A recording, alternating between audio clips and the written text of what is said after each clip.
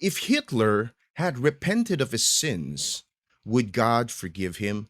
That's the question that we're going to try to answer today. But before I answer that question, let me just jump in the story of King Manasseh. You see, King Manasseh was the king of Judah. He was probably the most evil king, you know, in the history of Judah and even of Israel.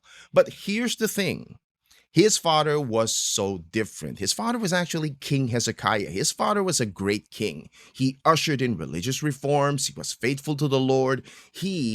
Because of him, there was spiritual revival, there was prosperity and blessing to the nation. But after he died, Manasseh inherited the throne. He was so different. He brought back idolatry into the land. In fact, not only to the land, but also inside the temple of the Lord. He erected pagan idols and worshiped them. He even sacrificed his own sons. He started practicing necromancy, omen reading, different sorts of occultic practices. And the worst is, he started killing innocent people. And God says, enough is enough. Finally, this guy was captured by the Assyrians. He was bound in chains, and hooks were placed in his nose when he was captured into Babylon. Just think about that. All the pain. But here's the thing, you might ask the question, why not just simply kill this guy and get it over with? The thing is, in his pain, according to the Bible, he asked, he begged for mercy, he asked for forgiveness. And finally, he understood that God is God, that he needed to obey God. You see, and because he repented, God answered favorably. God responded to his prayers by bringing him back to Jerusalem. And you know what he did? The rest of his life, he devoted himself in the worship of Yahweh. He started cleaning up his act, cleaning up his mess. And that's a beautiful story of grace and mercy and forgiveness.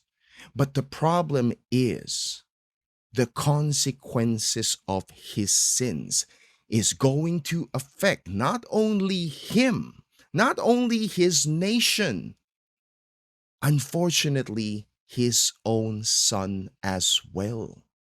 And that's the thing that we need to learn about sin. We need to take sin seriously because of the consequences. His son, King Ammon, followed in his father's footstep. He also worshiped pagan idols. He was also evil. Unfortunately, the one thing that he didn't get from his father was humility. He didn't humble himself to the Lord. So, to answer the question, would God forgive Hitler if he truly repented of his sins and surrendered himself to God? The answer is yes. I mean, just check out Paul. Paul was a persecutor of the Christians, but he was forgiven by God.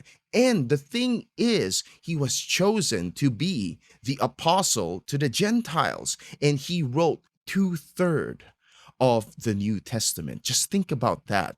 So we need to stop making excuses not to come to God.